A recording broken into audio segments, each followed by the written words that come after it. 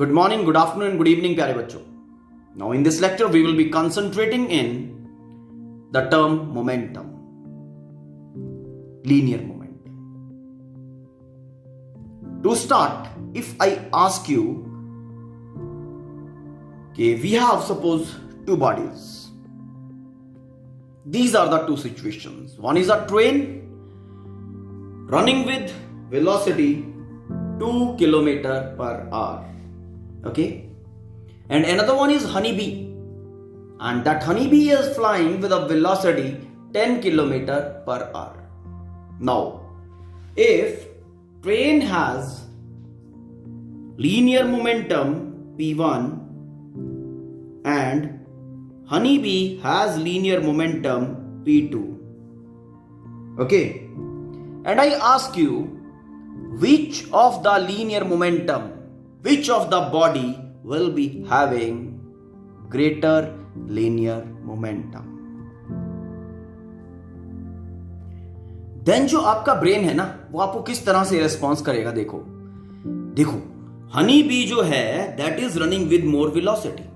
इस कारण से इसका linear momentum should be more. Your brain will be responding like that. Okay, and train which is running with lesser velocity, okay, that will be having lesser linear momentum. Fine. और फिर आपको अगर थोड़ा सा और शेक किया जाए, ठीक है, हम डाटा थोड़ा सा एज्यूम और कर लेते हैं. ट्रेन का जो मास है, ओके, मास इज से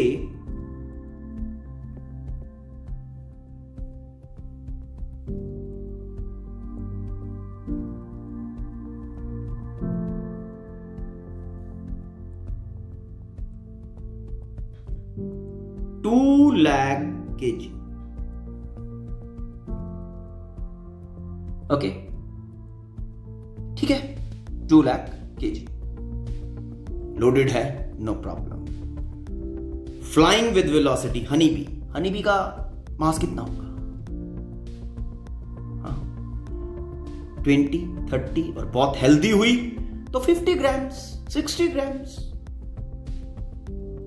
60 grams, which is equal to 0.060 kg. Okay, ठीक है.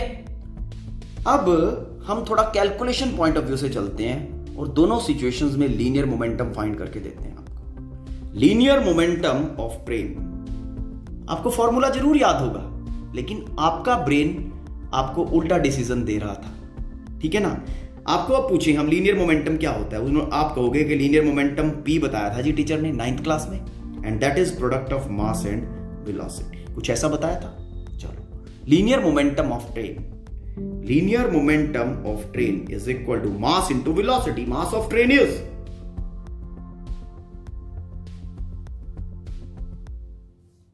ओके kg,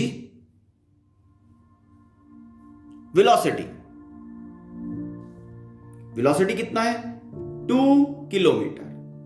किलोमीटर को मीटर में कन्वर्ट कर लें, 2000 मीटर.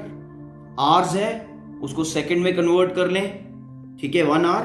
तो सेकंड में कन्वर्ट किया बेटा, 1 hour multiplied by 60 minute multiplied by 60, तो ये मीटर पर सेकंड में बन गया आपका, ठीक है. Linear momentum of train. Linear momentum of honey bee, okay, 0.060 multiplied by velocity कितना है? 10, ठीक है, 10,000 मीटर पर सेकंड में लेके आना है, तो 60 into 60. इनको सॉल्व करते हैं. Now these are the linear momentum. This particular thing is the linear 1111.11 kg meter per second. And linear momentum for B, जो कि ज्यादा वेलोसिटी से रन कर रही थी, इज दिस मच. यस। अब आप कहोगे ओ, ब्रेन तो गलत रिस्पॉन्स दे रहा था। दिस हैपन्स, होता है ऐसा, ठीक है ना। रीजन बीइंग, क्योंकि आप लोग बेसिक्स में कंसंट्रेट नहीं। अगर आप मैं सिंपल सा आपको एक एग्जांपल, सिंपल सा क्वेश्चन पूछूं कि लीनियर मोमेंटम किसी बॉडी के पास ज्यादा है तो बॉडी के अंदर वो कैसा लगता है देखने में, है? जैसे स्पीड है, स्पीड की आप बात करते हो, आप कहते हो स्लो फास्टर, बॉडी तेज चली जा रही है, ओके, बॉडी धीरे धीरे चलती जा रही है। Speed slow, speed less, speed more. Linear momentum more, linear momentum less, कैसा दिखेगा बॉडी में? No doubt that is equal to product of mass and velocity, ठीक है। और कोई जरूरी नहीं है, देखो आपको पता चल गया कि एक body going with lesser velocity, जैसे हमारा ट्रेन था, train going with lesser velocity that is 2 kilometre per hour, honey going with more velocity 10 kilometre per hour, और हनी बी का जो लीनियर मोमेंटम है that is lesser in comparison to train. तो it means कि on the basis of velocity only you can't provide the complete information about the linear momentum. क्यों? ठीक है ना, क्योंकि मास के ऊपर भी डिपेंड करता है, इनर्शिया पे भी डिपेंड करता है बॉडी के। ओके, ठीक है। तो कैसा सा लगता है ये देखने में, ओके, कि लीनियर मोमेंटम अगर हम बात करें तो कैसा सा लगता है?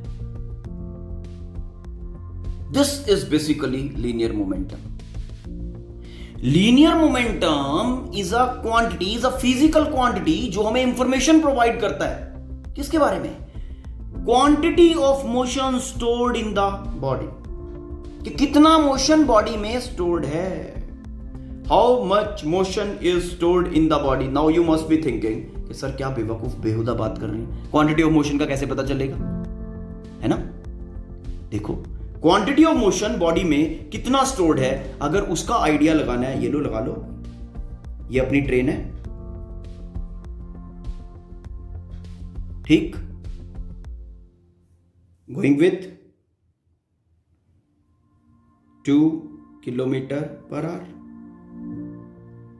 ये अपना साइकिल है,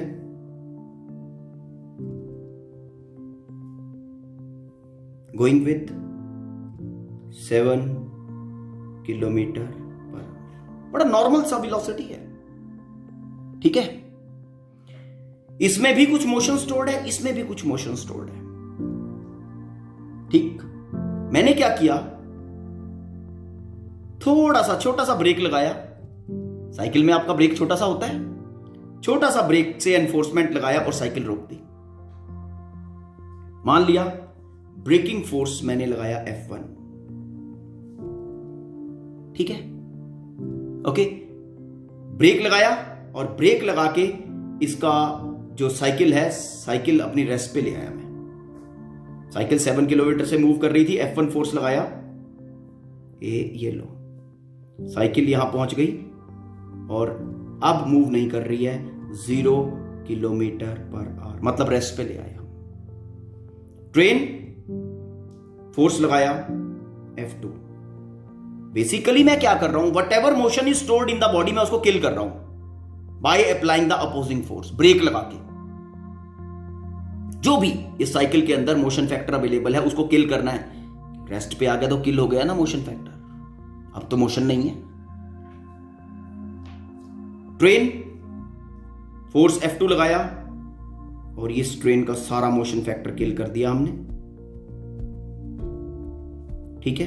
this is now at rest, 0 kilometre per our. अब सिंपल सा क्वेश्चन हम आपको पूछते हैं अगर, कि दोनों में से फोर्स कौन सा ग्रेटर है, F2 और F1। आप बड़े आराम से कहोगे कि सर अपोजिंग फोर्स जो हमें ट्रेन के केस में लगानी पड़ेगी, that should have been more, that should be more, okay.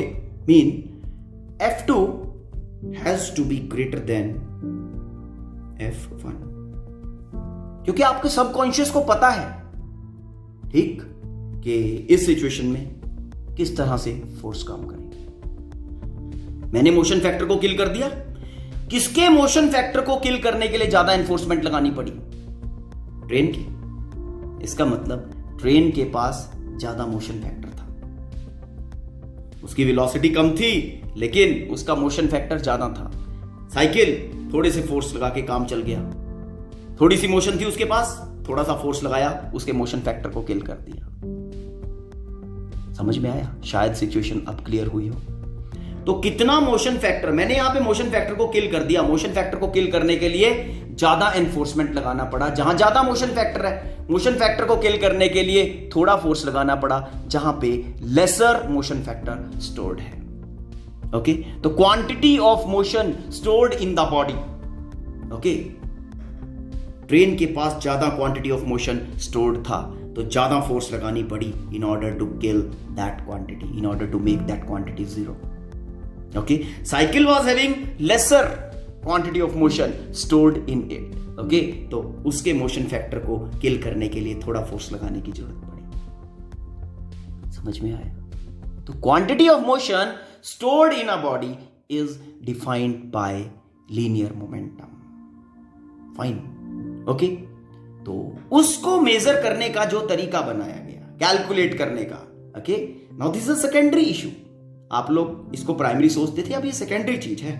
Okay, now अगर हम लीनियर मोमेंटम की बात करें, linear momentum it is calculated as product of mass and velocity. थोड़ा और प्रिसाइज हो जाऊं तो इस मास को कहूंगा इनर्शियल मास, क्योंकि ये मास वही है जो इनर्शिया बताता है, multiplied by velocity of the object. P is equal to m into V. आपको ये बताया गया होगा फॉर्मूला कि लीनियर मोमेंटम ऐसा होता है, 9th क्लास में ये बताया गया होगा। Basically that is quantity of motion stored in the body. Hope I am able to make the situation clear. Okay, तो नाउ एज ये स्केलर है, velocity is a vector quantity, vector multiplied by scalar क्या yield करता है? Vector quantity. तो linear momentum is a vector quantity. Okay, linear momentum is a vector quantity. इसकी direction क्या होती है?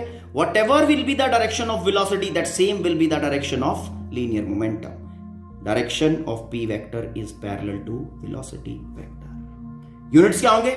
यूनिट्स मास का kg और वेलोसिटी का मीटर पर सेकेंड, तो that will be kilogram metre per second. It's okay, ठीक। Now for the better understanding of linear momentum, let's take some examples. अब this situation will be helping you to link force with change in momentum. देखो ध्यान से, मेरा train rest पे था, मैंने force F1 लगाया और ट्रेन अपना is moving with 2 kilometre per our. Okay, another case, cycle rest पे था, force F2 is applied and now the cycle is moving with 2 kilometre per our. है ना? दोनों को हमने रेस्ट से सेम वेलोसिटी में से मूव करवा दिया। तो दोनों को सेम वेलोसिटी से मूव करवाने के लिए अब बड़े आराम से कूलली मुझे ये सोच के बताओ कि इसके लिए हमें फोर्स लगाना पड़ा F1, इसके लिए हमें फोर्स लगाना पड़ा F2। दोनों में से which of the force has to be greater? दोनों में से कौन सा फोर्स ज्यादा होना चाहिए? तो इमीडिएटली अब आपका ब्रेन कहेगा कि sir force F1 has be or should be greater than F2। है ना? बड़ा इंजन चाहिए ट्रेन को चलाने के लिए और मैं बैठ के खुद पैडल करके 2 किलोमीटर पर आवर से उसको मूव करवा दूं, है कि नहीं? तो ट्रेन के केस में we need to apply more force. ठीक है, अब इस सिचुएशन को एनालाइज करो जरा। ठीक है, कौन सा फैक्टर है ओके जो दोनों सिचुएशंस में वेरिएट कर रहा है, डिफरेंट है? देखो, वेलोसिटी वेक्टर दोनों में सेम जनरेट किया, दोनों रेस्ट से चलना शुरू किए थे, है ना? यस और नो? तो now you must be thinking, है ना, कि जो फैक्टर जिसकी मैं बात करने की कोशिश कर रहा हूं, okay fine, you must be thinking कि सर जो सोच रहे हैं वो फैक्टर कौन सा होना चाहिए? That should be linear momentum, quantity of motion stored in the body. Because train के अंदर ज्यादा क्वांटिटी ऑफ मोशन स्टोर किया और साइकिल में कम क्वांटिटी ऑफ मोशन स्टोर किया, जबकि स्पीड दोनों का सेम है। लीनियर मोमेंटम मास पे भी डिपेंड करता है ना। तो आप यहां कहोगे force F1 should B greater than F2। Why? क्योंकि जो चेंज इन मोमेंटम है, ठीक है, क्या चेंज इन मोमेंटम इस सिचुएशन में डेल्टा P1 कर देते हैं। मोमेंटम को P से लिखते हैं ना, डेल्टा P1। इस सिचुएशन में कर देते हैं डेल्टा P2। फाइन, आप यहां पे change in momentum mass into velocity करके चेंज इन मोमेंटम यहां निकालो, चेंज इन मोमेंटम यहां निकालो, then you should be able to say because change in momentum train के केस वाला इज ग्रेटर, यही कहोगे ना कि F1 should B greater than F2। जो फोर्स हमने पहली सिचुएशन में, ट्रेन वाला सिचुएशन में लगाया, that has to be greater than F2। क्यों? बिकॉज चेंज इन मोमेंटम इस केस में ज्यादा करना है, इस केस में कम करना है। ओके, तो यहां से हमें एक चीज पता चलती है कि किसी भी सिचुएशन के अंदर, okay, force required to be applied,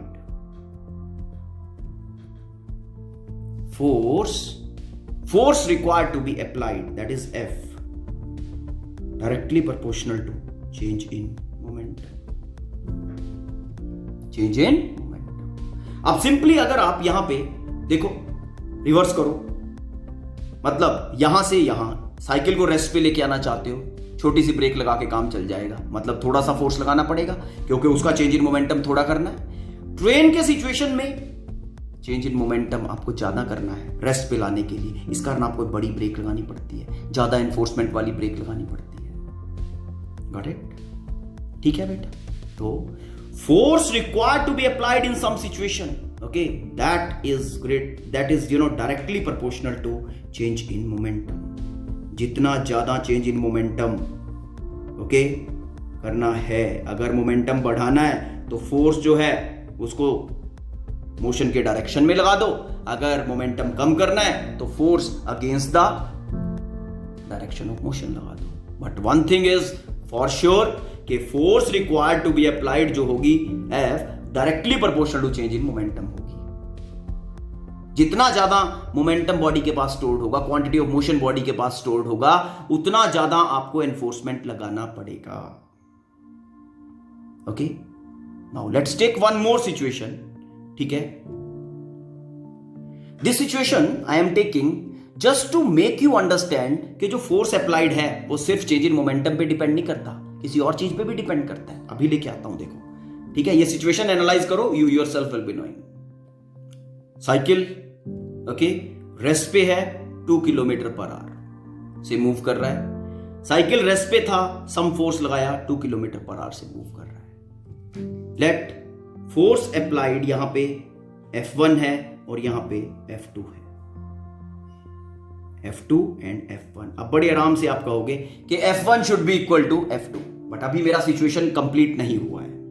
okay, this particular thing is done in 3 seconds. 3 second में यह काम किया गया रेस्ट से 2 किलोमीटर पर आवर मूव करवाने के लिए। और दूसरा सिचुएशन इज रेस्ट से 2 किलोमीटर पर आवर मूव करवाने के लिए आई हैव टेकन 60 सेकेंड्स। बोलो जी, क्या विचार है? अब आपका ब्रेन नहीं कहेगा कि F1 is equal to F2।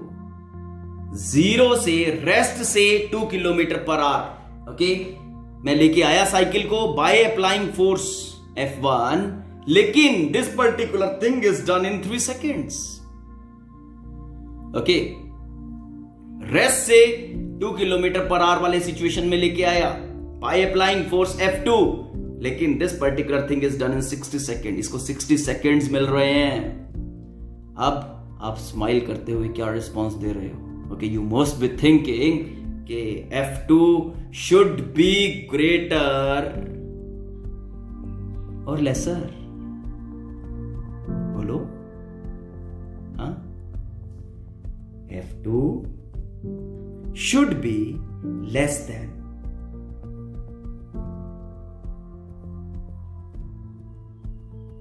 should be less than F1। अब आपकी थिंकिंग को क्या हुआ?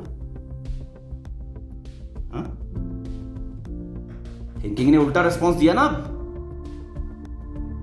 कि जो F2 है वो लेस होना चाहिए F1 से, मतलब F1 should be a bigger force. इसका मतलब जो तुम्हारा फोर्स है वो टाइम पे भी डिपेंड करता है व्हेन चेंजिंग द मोमेंटम।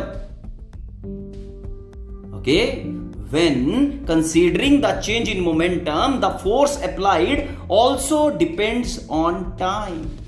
कैसे डिपेंड कर रहा है बताओ? जहां टाइम इंटरवल छोटा है, okay, to bring the change in momentum, same change in momentum, F1 has to be greater, ज्यादा फोर्स लगाना पड़ेगा। एंड जहां पे ड्यूरेशन मुझे ज्यादा मिल गया वहां पे फोर्स कम। It means force required to be applied in some situation, okay, should be inversely proportional to delta T. Time interval, इसका मतलब फोर्स टाइम पे भी डिपेंड कर रहा है। It's okay. तो अगर मैं अब आपको सीधा, बिल्कुल सीधा डायरेक्ट क्वेश्चन पूछूं कि on which all factors force applied in some situation, okay, जब बॉडीज मूव कर रही हैं, okay, depends on which all things force applied in the situation depends. तो straight forward you will be able to say कि force applied in the situation directly proportional to change in momentum, जैसा यहां पे था, force required to be applied directly proportional to change in momentum and inversely proportional to the time taken for that change in momentum. अगर मैं सारे दोनों factors को इनको इकट्ठा कर लूं as directly proportional to delta P, inversely proportional to change in time interval, I should be able to write it like this। अगर मैं दोनों फैक्टर्स को इकट्ठा कर लूं, yes or no? Change in momentum and inversely related to change in time। Okay, तो इसको differential notation में अगर प्रोपोर्शनैलिटी को इक्वालिटी में चेंज करें तो F is equal to some constant, okay, और डिफरेंशियल नोटेशन में इसको डेल्टा को लिख दें तो dp by dt, okay, constant is equal to 1 for the situation and F is equal to dp by dt। ये एक बहुत पॉपुलर लॉ है जो किसने एक्सप्लेन किया था? which was given by Newton, okay, as second law।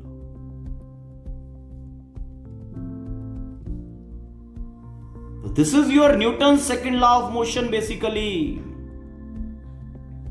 देखो चलते चलते Newton second law of motion का स्टेटमेंट मिल गया। What the statement is saying? Force, which force? Which force? External force। क्योंकि इंटरनल फोर्सेस भी तो होती हैं बॉडी के अंदर, लेकिन इंटरनल फोर्स का यहां पे कंसिडरेशन नहीं है, because internal forces in the body are always in equilibrium.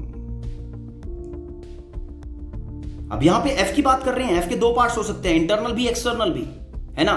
तो internal forces in a system are always in equilibrium. इसका मतलब क्या है भाई? बस के अंदर एक बस खड़ी हुई है, ठीक है ना, उसके अंदर से धक्का लगाना शुरू कर दो, क्या बस चलेगी? Answer is no. तो वो इंटरनल फोर्स है ना, ठीक है, समझ में आया? तो that way internal forces in a system are always in equilibrium. तो क्या बचा यहां पे? Force external. F external is equal to rate of change of momentum with respect to time। ये अपना Newton second law of motion है। Vector लगा दिया क्योंकि change in momentum vector, momentum is a vector quantity, तो force is a vector. Newton second law of motion.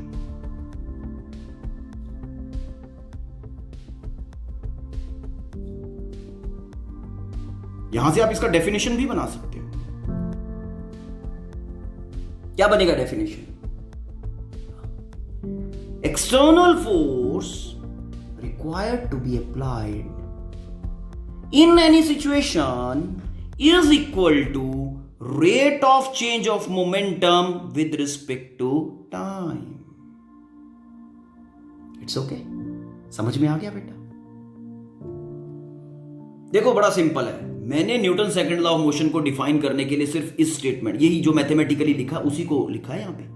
External force applied on any system is equal to rate of change of momentum with respect to time. Very simple thing. It's okay. Clear है? आराम से pause करके read करो। ठीक है? Now with this simple discussion, now you know about Newton's second law of motion. It's okay? पर आप सोच रहे होंगे कि हमें 9th क्लास में तो Newton second law of motion कुछ और बताया गया था, है ना? चलो वहां पहुंचाते हैं आपको। It's okay. Now your linear momentum जो है that is equal to linear momentum P is equal to mass of body multiplied by velocity of the body. तो ये सिचुएशन जो F एक्सटर्नल फोर्स वाला बनेगा, this will be equal to force external, okay, is equal to कितना? D by dt, mass into velocity. It's okay? Mass into velocity. At normal velocities, mass is constant. At normal velocities, mass is always constant. तो यहां पे mass differentiation से बाहर आएगा and your F external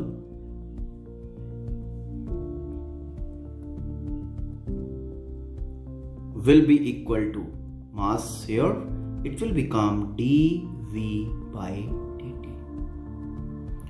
Rate of change of velocity with respect to time. What is this? क्या होता है ये? Rate of change of velocity with respect to time, as you all know, is acceleration. Therefore, we can write this particular thing as F external is equal to mass into acceleration. It's okay. देखो यहां पे एक चीज और बताता हूं, जैसा कि इंटरनल फोर्सेस का जो वेक्टर सम है वो 0 है, they are always in equilibrium, तो इंटरनल फोर्सेस तो कोई रोल प्ले करने वाली नहीं है ना। तो अगर मैं यहां F एक्सटर्नल की जगह पे सीधा F लिख देता हूं, टोटल फोर्स कह देता हूं, तो कोई प्रॉब्लम नहीं है, is equal to mass into acceleration, तब भी ओके। समझ में आया? I am not wrong. Why? Because internal forces का सम तो 0 हो ही जाना है, तो यहां पे टोटल फोर्स भी कह सकते हो। Total force is equal to rate of change of momentum with respect to time. Total force is equal to product of mass and acceleration. But this relation is valid only for normal velocities, daily life velocities. This relation will not be valid when the velocities will be of the order of velocity of light. It's okay. The relation which we have derived, this will be valid only for the normal velocities जो हमारे daily life में होती हैं. But if the object is moving with the velocity comparable to velocity of light, okay, then this will not be valid. पूछ सकते हो आप, okay, कि क्यों valid नहीं होगा? If you remember, हमने यहां पे एक situation assume किया है. हमने कहा at normal velocities mass is constant. Okay, यहां problem आती है. When the velocity of object is comparable to velocity of light, the mass of the body is not constant. It changes. It varies with velocity. Mass is not constant. When the body is moving with velocity, comparable to velocity of light. ठीक है, it change करता है velocity के साथ। कैसे change करता है? Given by this equation. अब आप कहोगे ये इक्वेशन में सर आपने क्या लिख दिया, है ना? देखो है क्या इस इक्वेशन में, this m not is rest mass when the body is at rest mass, v is velocity of object, c is velocity of light. It's okay. This m is mass of the object when it is moving with velocity v. Okay, ठीक है। m not is rest mass, जब body rest पे है। Fine, ये जो change in मास है ना, okay, अगर ये वेलोसिटी ऑफ लाइट से बहुत कम है तो दिस इज नेग्लिजिबली स्मॉल। लेकिन if this velocity is comparable to velocity of light, ठीक है, तब ये मास में वेरिएशन बहुत ज्यादा आ जाता है। ओके, और उस सिचुएशन में आपका जो मास है वो कांस्टेंट नहीं होगा, एंड उस सिचुएशन में आपका जो Newton second law of motion है वो क्या बनेगा, वो देखो। F total force is equal to rate of change of momentum with respect to time. ठीक है, this will be valid. This implies linear momentum क्या है, मास इंटू वेलोसिटी, तो F is equal to d by dt of mass and velocity. It's okay, mass is not a constant. अब यहां पे मास भी आपका वेलोसिटी के साथ चेंज कर रहा है, और वेलोसिटी तो आपकी चेंज कर ही रही है। ये मैं बात कर रहा हूं किसकी, when the velocity is comparable to velocity of light. Okay, तो वहां पे डिफरेंशिएशन जब इसका करूंगा तो प्रोडक्ट रूल लगाऊंगा। प्रोडक्ट रूल मैंने आपको बताया था, याद करो जल्दी से। Let's apply product rule for the differentiation of mass and velocity with respect to time. तो F क्या बनेगा उस सिचुएशन में, इज इक्वल टू, पहले first quantity as such, differentiation of second with respect to time, dv by dt plus, ठीक है, second quantity as such और first का डिफरेंशिएशन dm by dt और वेलोसिटी। इट्स ओके, ठीक है। Now dv by dt is acceleration basically, तो F जो बनेगा that will be equal to mass into acceleration plus v into dm, rate of change of mass with respect to time. तो आपका जो Newton second law of motion है वो कुछ इस तरह से बन जाता है बेटा। कब? when the object is moving with velocity comparable to velocity of light. It's okay? ये आपकी नॉलेज के लिए है। ओके, हम लोग नॉर्मल वेलोसिटीज पे बात करेंगे Newton second law of motion की, and we will be defining Newton second law of motion like this. Okay, और this is the main statement which will be applicable in every case, that is force, total force applied is equal to rate of change of momentum with respect to time। मैंने external लिखा यहां पे, तो आप total भी लिख सकते हो। क्यों? Because internal forces are always in equilibrium. Okay, further discussion of Newton second law of motion we will be doing in next lecture. Okay, till then you understand this particular thing. Thank you, have a nice day.